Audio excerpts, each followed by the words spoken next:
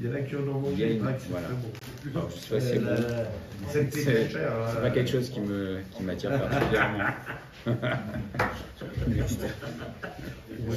Néanmoins, voilà. Donc on va le Rachem Kadosh. Il n'est pas appelé Kadosh pour rien. Abichaïn ben Fitar. Donc, alors comme toutes les grandes choses, hein, quelqu'un qui est grand, il a toujours le choix. Hein.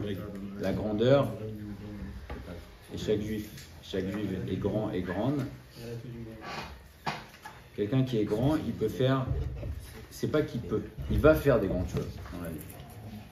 Forcément, parce que il va exprimer ce qu'il est. Le choix qu'on a, c'est le libre arbitre, c'est comment on va orienter notre grandeur. Est-ce qu'on va orienter vers le bien ou non? Alors, en général, quelqu'un qui est grand, on va voir qu'il va faire soit des grandes choses, soit des grandes bêtises. Hein? Il va aller très loin dans un sens ou dans l'autre, selon l'orientation qu'il va donner. Et on est en train de parler de la hava. La hava, c'est le sentiment le plus fort. Le sentiment le plus fort, on sait que des personnes peuvent faire des choses extraordinaires par amour. Alors par amour pour son conjoint ou sa conjointe, par amour pour ses enfants, par amour pour Hachem, par amour pour les foulées. Et aussi des choses incroyables aussi par l'amour des mauvaises choses, comme on détruit leur couple par amour un amour dévorant de choses qui ne sont pas bonnes. Et voilà. Donc la hava, c'est quelque chose qui peut construire des choses extraordinaires et qui peut tout détruire. Et d'ailleurs, le Ham Israël a été construit sur la hava. Hein? Abraham Avinu, c'est celui qui a montré l'amour d'Akadosh Baruch Hu dans le monde. Il a développé le chesed. Et Abraham Avinu lui-même est appelé Ahuv. C'est le seul d'Ahava qui est appelé Ahuv, le bien-aimé d'Akadosh Baruch Hu, parce qu'il a développé cette Ahava. Et on dit, merci, et on dit, Abocher Be'amo Israël, Be'ahava. Be'ahava, par amour ou dans l'amour. Et Ahava, c'est la même gematria que Echad. Ahava, c'est 13, Echad aussi, c'est 13. Donc la Ahava, c'est quelque chose de très fort. On a vu qu'il y avait 7 types d'amour. Et on avait commencé par la mauvaise orientation. Et là, on va voir les bonnes orientations. Par exemple, Aviv Ve'imé. Et ses proches. Comment aimer ses proches? On a vu que le fait d'aimer ses proches d'une mauvaise manière, ça va être par exemple toujours leur trouver des circonstances atténuantes, quelle que soit leur attitude, et dire voilà, on a les œillères, si c'est mon père ou ma mère, ou si c'est mon frère ou ma soeur, ou en tout cas les proches, c'est quoi qu'il arrive, je vais les défendre bec et ongle, et même s'ils ont tort, et jamais je vais leur faire un reproche, etc. Et je vais aller dans leur chemin, et ça c'est une ahava, c'est de l'amour, c'est une manifestation d'amour, mais qui n'est pas bien orientée, et qui peut aussi, pareil, mener à des catastrophes. Alors, comment bien aimer ses parents? Aviv Ve'imo, page 44, qui est Alderze, qui archov chez Gidlou, Vetachubo, et l'amdo d'Arke Hachem Yitbarach. Donc, comment bien aimer ses parents? C'est être reconnaissant envers eux, penser qu'ils se sont fatigués, et ils continuent à se fatiguer pour nous élever dans le DR Hachem, et qui nous ont élevés dans la Torah et les mitzvot. Et grâce à ça, c'est ça le respect des parents. Parce que, de la même manière... S'ils n'ont pas élevé dans le... Ah, quand même. Chez Gidlou et Tachubo. Rien que par le fait que nos parents, ils nous ont élevés, ils nous ont donné à manger, et ils se sont fatigués pour nous, quand même, il y a mitzvah de Kibbutz Avayim. Hein, la reconnaissance. Et ça aussi, la reconnaissance, c'est le fondement du Ham Israël. Et c'est le fondement de Yetziat Mitzrayim, la reconnaissance. La reconnaissance, alors à combien plus forte raison envers nos parents. Et c'est ça, mitzvot Kibbutz Avayim, kabed et avicha vetimecha. C'est pas... Calmez-vous. Bien sûr que ça rentre, le fait de se lever devant ses parents, de les honorer, de ne pas les contredire, etc., de ne pas s'asseoir à leur place, etc., etc. Mais kabed et avicha vetimecha, c'est avant tout, c'est le respect dans le cœur. Hein? Alors le respect dans le cœur, bien sûr que ça va s'exprimer dans les actes. Quand on respecte quelqu'un dans le cœur, on va le respecter dans les actes et inversement. Quand on n'a pas vraiment du respect pour une personne, alors nos actes aussi vont se traduire par un manque de respect. Voilà. Même si ça peut être extérieur, quand même, à l'intérieur, si l'intérieur n'est pas vrai, et c'est le problème de Esav, qui est comparé au Chazir, hein, Esav extérieurement, Comment?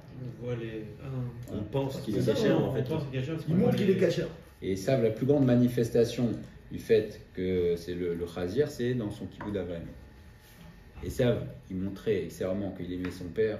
Et c'est vrai que même les Chachamim disaient que c'était Je vrai. vais dire, c'était sincère. Alors on va voir. Si c'était sincère ou mal. Il a été à la Il était- marque. Enfin, ça Il a c'est du montré, vice. il a montré pas que. Ça avait pas l'air. Kibbutz d'Avraham, il a honoré dans les actes son père, à tel point que les Chachamim disaient mais moi, j'ai honoré mes parents toute ma vie, et je suis même pas arrivé au centième des actes de Esav. Parce que Esav, quand il devait servir son père, il mettait des habits royaux. Il mettait des habits royaux, donc il s'habillait très bien. Néanmoins, Esav, on voit qu'à 2 reprises, on voit que c'était dans la dimension de Chazir. La première, c'est que Esav il donnait, son père avait perdu la vue dans son vieil âge, et donc Yitzhak Avinu, il lui donnait à manger du chien. Il voulait lui donner à manger du chien. Voilà. Donc ça, c'est Kibbutz d'Avraham, Hashem Yishmor. C'est pour ça que quand il est allé chasser, il y a eu les anges qui ont empêché, à part le fait que ça a permis de donner les brachot à Yaakov Avinu, c'était pour l'empêcher aussi de donner à manger à Yitzhak Avinu des choses pas très chères. Et deuxièmement aussi, quand il voulait tuer Yaakov Avinu, quand il a pris les brachot, qu'est-ce qu'il disait? Il a dit les jours, donc la mort de mon père est proche. Donc il espérait, il attendait le jour du décès de son père. Donc ça aussi, alors c'est vrai que extérieurement il a honoré. Il a un scout extraordinaire, puisque aujourd'hui les descendants de Esav mangent ce scout-là, mangent sur ce mérite-là. Néanmoins, c'est Echad P, Echad Belev. Il exprime des choses, il a des actes, mais à l'intérieur, il est mouchrat. Mouchrat, il est abîmé, c'est le chazir. C'est extérieurement, je suis cachère, je suis le plus beau, le monde des sabots fendus, je suis magnifique, mais à l'intérieur, c'est catastrophique. Oui. Il revient pas le port. Alors c'est ça. Donc l'extérieur, il est cachère. C'est le seul animal. C'est le seul animal dans toute la création qui est caché extérieurement et à l'intérieur qui est tarel. Et d'ailleurs, dans Parashat Shemini, c'est l'occasion toujours de se renforcer, même si on n'a pas besoin de ça, mais c'est bien et même de le diffuser, que c'est une des plus grandes preuves que la Torah est mina shamayim. Parce que la Torah a pris un risque immense de dire il y a 4 animaux dans toute la création. C'est Gamal, Arnevet, Verroulé, qui ont un signe de cacheroute et qui n'ont pas l'autre. Et on pose la question, on dit mais Moshe Rabbeinu n'était pas, a priori, il n'était pas éleveur d'animaux.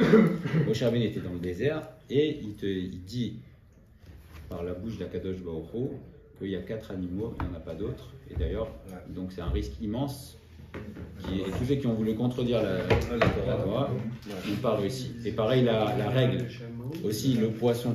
Le poisson, tout celui qui a des écailles a obligatoirement des nageoires. Est-ce qu'on a trouvé une fois, et Moshe Rabbeinu, pareil, il n'était pas plongeur sous-marin, ni éleveur de poissons, et ben il dit, la Torah nous dit, c'est comme ça. Et jamais on a trouvé un poisson qui a des écailles et qui n'a pas de nageoire. Et d'ailleurs, Que dans ce sens-là. oui, la question est posée dans ma sérette Rouline. Alors, mais à quoi ça sert? Alors, dis-moi, tous les poissons qui ont des écailles, c'est cachère, et ne me dis pas les nageoires, j'ai pas besoin. Réponse, la Gdil Torah Vela dira. Pour faire grandir la Torah, et ça fait grandir la Torah aux yeux du monde, de dire qu'il y a une règle, et que la Torah, elle peut te dire une règle absolue sur tous les poissons, et une règle impossible à contredire, qui est la preuve, qui est une très grande preuve que la Torah Peut-être c'est par rapport au ton. Mina aussi, Shamayim. non? Comment? Peut-être c'est par rapport au ton. Le ton, c'est il a des écailles, il Là, a mais perdu. comme on ne les voit pas quand ils sortent de l'eau, peut-être Il a que- des écailles. Il a des écailles. 2 kilos le ton, c'est le meilleur. Comment? Je suis scientifique, moi. Quand ils sortent de l'eau, les écailles tombent. tu vois. Quand il est dans l'eau, il a des écailles. Le ton. Les surlons, il n'a pas d'écailles. Je crois que c'est la même problématique. Les surlons, il serait cachère s'il avait des écailles. Ils sont tout lisses. Ils ont des Le ton, il a des écailles. écailles. Dans l'eau. Il faut qu'il y ait des choses avec elles. Dans l'eau. Donc le ton, il a des écailles. Dans l'eau, il les perd. Quand tu vois un ton, c'est complètement lisse. Voilà. Donc le ton, voilà. Heureusement qu'il est caché le ton. On n'arrêtait pas de faire le ton. Et Tunisien, C'est vraiment horrible, quoi. Comment on aurait fait ça? C'est le meilleur. perd ses écailles, effectivement. Voilà. Alors les tons, il faut faire attention. Hein. Faut faire attention. Les tons, il y a beaucoup de tons. Dès qu'on parle de tons, ça. Hein, Ça leur rappelle leur jeunesse. Ne dites pas l'huile d'olive, il va s'exciter. ça va finir le ton. Hein. Tous les tons qui ont mangé de Regardez leurs écailles. Ne rajoutez pas l'huile d'olive, il va s'exciter. Alors les tons, il faut faire attention, pas tous les tons ne sont cachés. Hein. Pas tous les tons sont cachés. C'est pour ça qu'il faut prendre avec une ashgaha. Oui, il y a beaucoup de tons qui ne sont pas cachés. Il y a plusieurs centaines de. Non, mais c'est pas Il y a des types de tons. Oui, ils n'ont pas d'écailles. Il y a des requins aussi. Il y a des requins qui passent dans les lignes de thon. Voilà, ça c'est à part les mélanges, effectivement. Mais sinon, il y a beaucoup de tons qui ne sont pas cachés. Et alors le requin c'est caché ou c'est pas caché? le ton caché, il n'a pas les écailles. Il y a la police, le requin. Le requin, non, c'est pas caché. Et nageoire. C'est bien le plus grand C'est mort. On sait qu'il y a certains types de tons. Et pourquoi la sole elle a deux côtés? Il y a des. Comme ça, un endroit comme ça. Là, il faut quand même qu'il y ait. Et la sole? La sole. Mais il y a un seul côté ou il y a un côté où elle est libre? Il peut y rester quelques écailles, sans savoir pourquoi. Et il y a certains types de tons qui sont cachés. À quel point on saurait si la seule n'est pas cachée. Aussi, c'est bon. C'est pour ça, notamment les tons en boîte. Il faut savoir, on te dit, bon, il y a en France, par exemple, il y avait ce ton-là, on sait qu'il vient, c'est des tons de Britannie, etc. C'est ça. On stade du ton. Le rendez-vous avec les sages. 4000 shekels la seule, comment ça? Il y a 1 milliard et demi. Hein 1 milliard et demi. Ok. Monsieur le cours de vétérinaire. Alors, il n'y a pas de chapitre sur l'amour du thon. Hein. Ok, l'amour des parents, l'amour des proches. Shar Krovav, comment on doit aimer nos proches? Yarshov, Shem Oskimbo, les Avio, les Maalot, Shen, la Vodat Aboridbar. Aussi, c'est qui nous permettent de nous approcher d'Akadosh Baruch Hu. Et aussi, quand on s'occupe ou quand on s'approche de nos proches, les Lamdam ou l'Ochicham. Essayez d'apprendre, essayez de rapprocher nos proches de la Torah et des mitzvot. Et savoir aussi, alors ce sont des choses qui ne sont pas faciles. Bien sûr, avec toute la douceur et la délicatesse. Mais si on voit par exemple qu'il y a un proche, alors pas forcément un frère, une sœur, etc., mais un proche qui a une influence qui n'est pas bonne, savoir aussi parfois prendre un petit peu de distance. Alors bien sûr, avec tout l'amour, garder bien sûr tout l'amour qu'on doit garder. C'est dur, mais, hein. comment Des distances avec de l'amour, je sais pas comment on fait. Bon, non, c'est-à-dire il y a non, pourquoi Ah, c'est un pense quelque part. Il y a une proximité, il y a la proximité, il y a des personnes avec qui on va être tout le temps, etc. Et il y a certaines personnes, on peut les aimer et ne pas les fréquenter tout le temps. On sait que c'est un principe. C'est un principe que les personnes qu'on fréquente nous influencent énormément. C'est comme ça. En malasot. C'est comme ça. On est en permanence, soit on est en permanence influencé et on influence. Donc c'est bien sûr qu'on n'est pas en train de parler de personnes. On n'est pas en train de parler de personnes, voilà, qui est quelqu'un qui va être un petit peu moins religieux que nous, qui va pas penser pareil que nous. C'est pas de ça dont on est en train de parler. Mais si par exemple une personne, un proche, a une très mauvaise influence, et ça peut arriver. Alors, oui, ça ne veut pas dire qu'on ne doit pas le voir, etc. Mais partir en vacances avec lui, par exemple, peut-être que ce ne sera pas la chose. Hein? Polémique. Comment?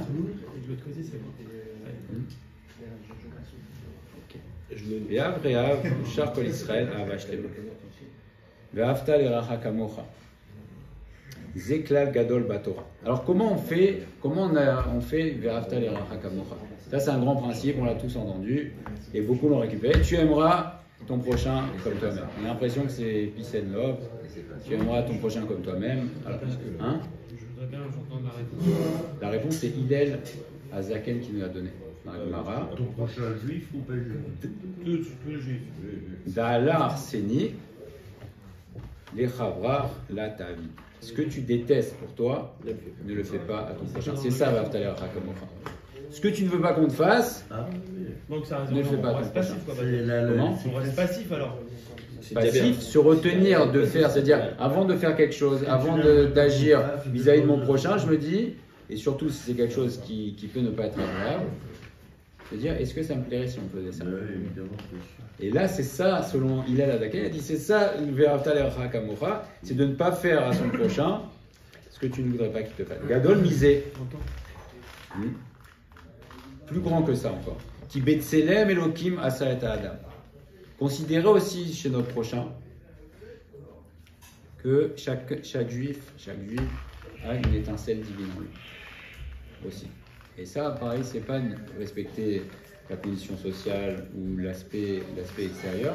Voir si tu considères que chaque juif et chaque juive a en lui une étincelle divine, alors ça va forcément t'amener à le respecter et l'apprendre de la bonne manière. Veyesh Tolek Dola, comment? Il y a des choses qui peuvent ne pas nous déranger à nous, mais qui peuvent être dérangeantes pour une autre personne. C'est-à-dire? C'est-à-dire, par exemple, se faire charrier. Il y en a que ça ne les dérange pas. Moi, je me fais charrier, je rigole, même, ça me fait rire. Si je le fais à quelqu'un d'autre qui ne va pas avoir la même sensibilité que moi, peut-être que lui, ça va lui faire du mal. Eh ben, il a qu'à Je rigoler. te donne un exemple. Il a qu'à rigoler. Alors, comme tout le monde, en général, il y a des sujets sensibles chez tout. Hein, chez toi, alors. C'est pas moi, mais non. C'est une très bonne question, mais chacun va avoir. Alors, comme tu dis, voilà, charrier, etc. Chacun va avoir son point sensible. Alors toi, peut-être que tu as 99 points non sensibles, et il y a peut-être certainement, chacun a un point où on va le charrier et ça va le toucher.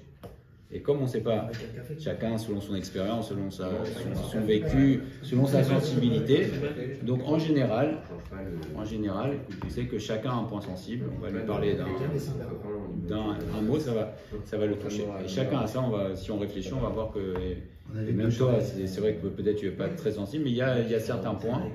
Si on te charrie sur un certain point, ça va te toucher. Donc voilà, ce sont des choses et ça nous permet de... Comment? Alors quel est l'avantage d'essayer de bien se comporter et de donner de l'amour à tout le monde? Alors c'est vrai que ça demande des efforts. Hein? Essayer d'être agréable avec tout le monde, de considérer tout le monde, de ne pas faire ce qu'on n'aimerait pas qu'on nous fasse, ça nous demande des efforts. Hein? C'est pas une nature, ça, d'être agréable avec les gens. Non. Si on peut plus charrier. Il y a certains, mais je vais vous parler. Une nature, oui, il y a des natures. Il y a des personnes qui vont être plutôt sociable, sensibles, plutôt gentilles, plutôt avenantes, etc. Mais bon, tout le monde a avancé. Alors quel est l'avantage d'essayer de faire des efforts Bechiba ou Bereut? Il va avoir un avantage dans Olam Hazé et dans Olam Haba. Dans l'Olam Hazé, quelqu'un qui en général est avenant avec tout le monde, essaye d'aider les autres, essaye justement, ne se moque pas des gens, etc. et fait des efforts. Et bien effectivement, Keshemitnek Be'ava im kol adam, il va manifester de l'amour avec tout le monde. Yazro akol, tout le monde va vouloir l'aider. Tout le monde va vouloir l'aider. Si lui, il essaye d'aider les autres, alors tout le monde va essayer de l'aider. Imipol, s'il tombe, s'il a une chute, Yorbu ozrav et somrav. Tout le monde va vouloir aussi, tout le monde va vouloir le relever. Et veim yamod adam negdo, et si quelqu'un va s'élever contre lui, Rabim yashtiku et amedaberim ra ou machlim otam. Si on voit quelqu'un qui va s'élever contre lui, eh ben, tout le monde va faire taire celui qui s'élève contre lui. Parce que si lui donne de la hava, alors en retour aussi, il reçoit de la hava. C'est le grand principe de Shlomo Ameler.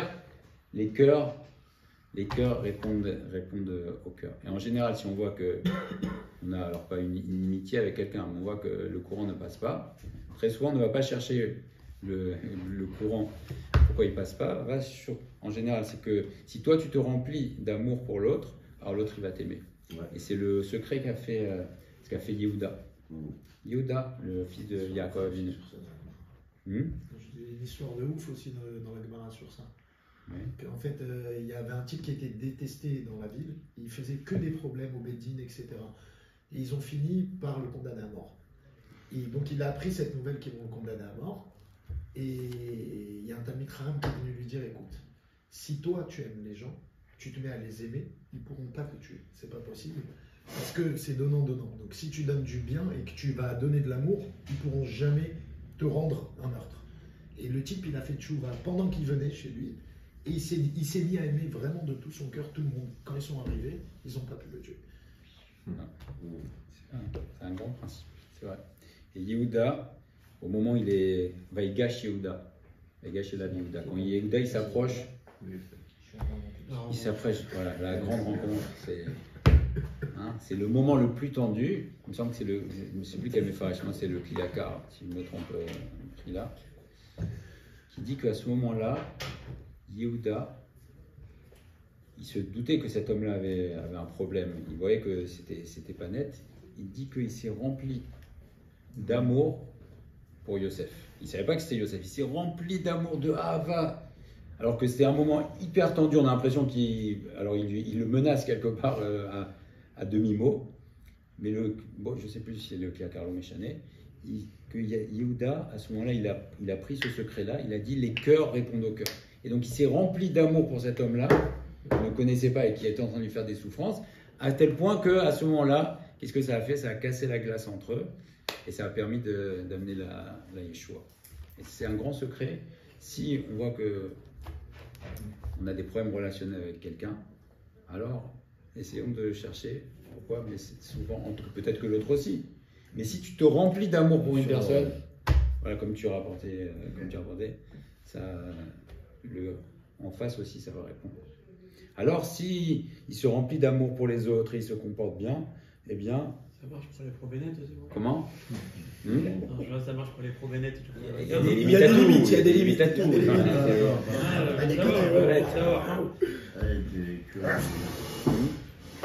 Veim tavo ala tsara, s'il a une souffrance, la kol mitzaerim alav, tout le monde va avoir de la peine pour lui. Il y a tout à Taolam. Il y a tout à Taolam et Aleem. Ahava Hamishit, la 5e. Donc ça c'est la Ahava de Haftal et Rachkar. La 5e, c'est Ahavat Orech Yamim. On a vu que cette Ahava là, l'amour de la longévité, ça peut amener aussi à l'oisiveté. Quelqu'un qui dit, moi, pas trop vite le matin, le soir aussi, je fais attention, toujours en détente, pas de stress, pas d'effort, etc. Donc ça, c'est l'amour de la longévité, c'est bien, il dit, je fais attention à moi, mais il fait tellement attention à lui que... il fait très très très attention à lui, il a très peur, et c'est rapporté le machal de Shlomo Ameler, le Hatzel, le paresseux. Le paresseux, il trouve tout type d'excuses pour ne pas se lever. Il se lève, alors on lui dit viens, il dit non, il fait froid dehors. On dit mais bon, non, il fait bon. Il fait non, mais j'ai peur qu'il y ait un lion dehors. Il dit non, mais il n'y a pas de lion. Il dit non, et à la fin il dit bon, ok. Il a épuisé tous les types d'excuses, et à la fin il dit bon, laisse-moi dormir encore un petit peu. Donc tu enlèves, et ça c'est l'amour d'Orech Yamim, ou Merov Avato et Achayot, là il y a un mot de Ben Israël. Et donc le risque, c'est que cet homme-là, il n'arrive pas à tenir dans les épreuves. Alors on a dit que celui qui se comporte avec Ahava, avec les autres, il va avoir une toilette dans le Olam Hazé. Dans l'Olam Hazé, c'est tout le monde va chercher à l'aider, tout le monde va l'aimer, mais dans l'Olam Haba aussi. Pour toilette, c'est un... Comment ? Une utilité, non ? Voilà, une utilité. Toelet Olam Hazé, mais aussi Toelet Olam Haba. Michamad Sheu Ne'av la kol. Comme tout le monde l'aime, Az Devarav Nishmaim. Alors on va l'écouter et il pourra aussi le Riyar Bnei Adam et améliorer les autres. Vegam Mitoch Ahava Yamod Beshalom Ilakol. Il sera Beshalom avec tout le monde. C'était le grand secret de Aaron HaKohen. Aaron HaKohen, il ne venait pas faire des reproches aux gens. Il leur donnait de l'ahava, il leur donnait de l'amour, etc. Tout le monde l'aimait et il arrivait aussi à faire progresser tout le monde. Mitoch Ahava ou Shaket Veshalev, et du fait qu'il soit Beshalom avec tout le monde, alors il va avoir la tranquillité d'esprit. On sait que le plus grand cadeau dans la vie, c'est le shalom.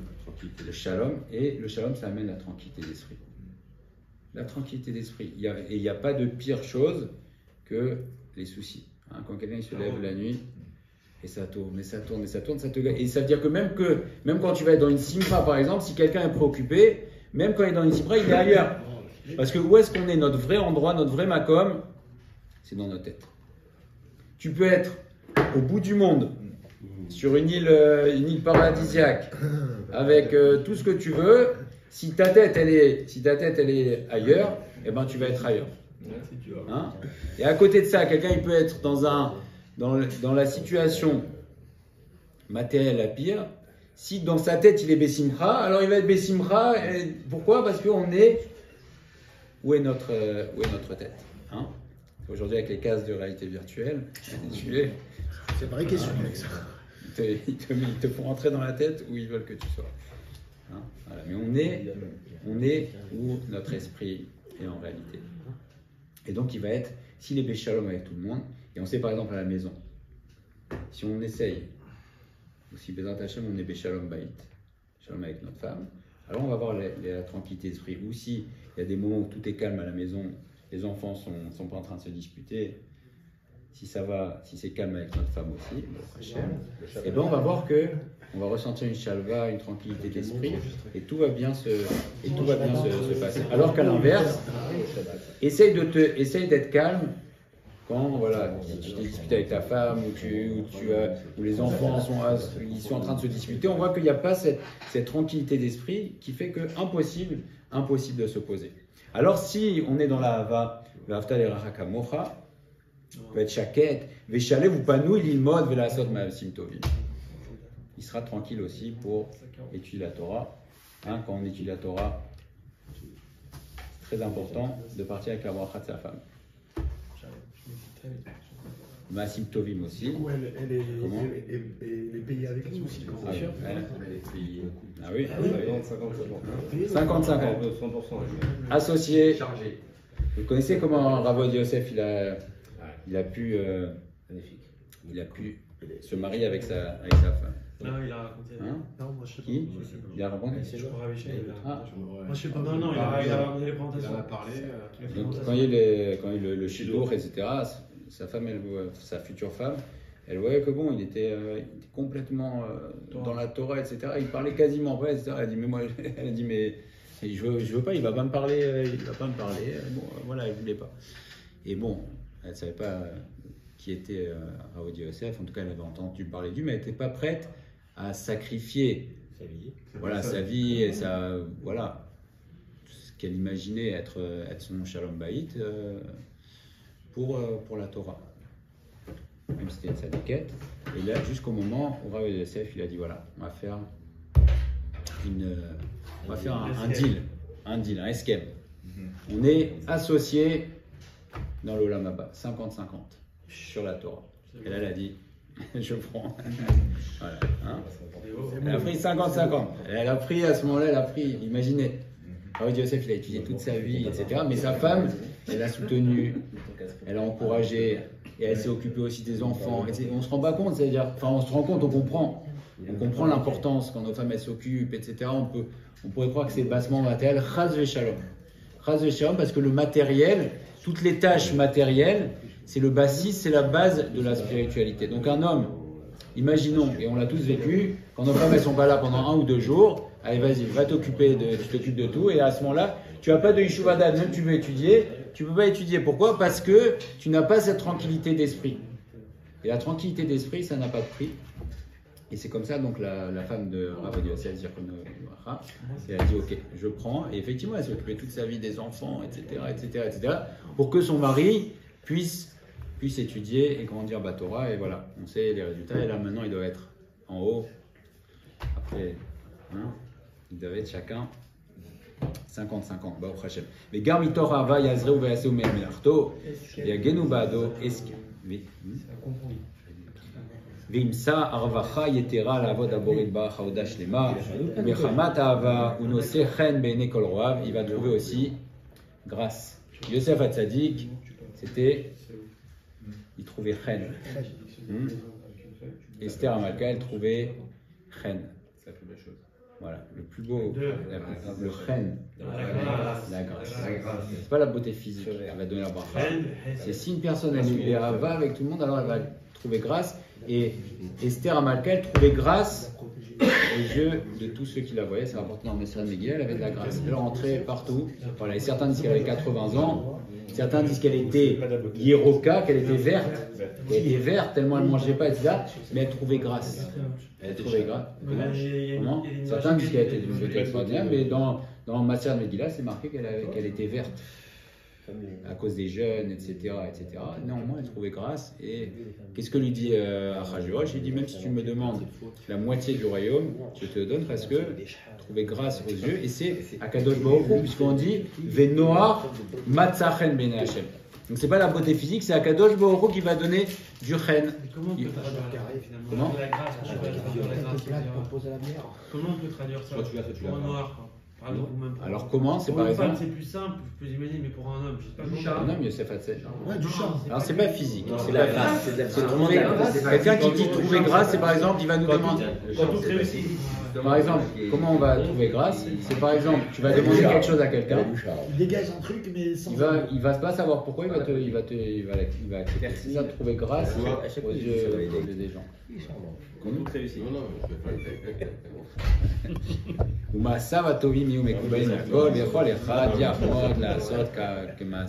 Alors Bezrat Hashem, et on va finir par raconter l'histoire que m'a raconté Ilan, sportif à propos du Rav Arush, qui était le Sandal de son fils. Rav Arush, il était à Méron quand il y a eu le Hasson de Méron, et il était dans la Méhara. Il était dans la Méhara, et donc ils ont évacué tout le monde, sauf le Rav. Et le Rav, il a pleuré, il a fait des filotes, etc. Et il a pris conscience à ce moment-là que le problème, c'était la Avat Israël. Et donc il a pris sur lui, il a demandé aussi à tout le monde, tous ceux qui peuvent, d'essayer de prier pour se renforcer dans la Avatrinam, parce que c'est Bisrout, la Avatrinam, que on sortira dans un Hashem de Galout, et c'est ça, Ve'aftal Eraka Mocha. Donc le grand principe, c'est pas bien sûr que donner de l'amour physique, c'est-à-dire montrer de la Hava, mais aussi, et c'est le principe que Hillel nous donne, et c'est dans la Gemara, donc c'est la Torah elle-même qui nous révèle le secret de Ve'aftal Eraka Mocha, et c'est un principe qui peut nous accompagner dans notre vie, c'est ne fais pas à ton prochain ce que tu ne voudrais pas qu'on te fasse.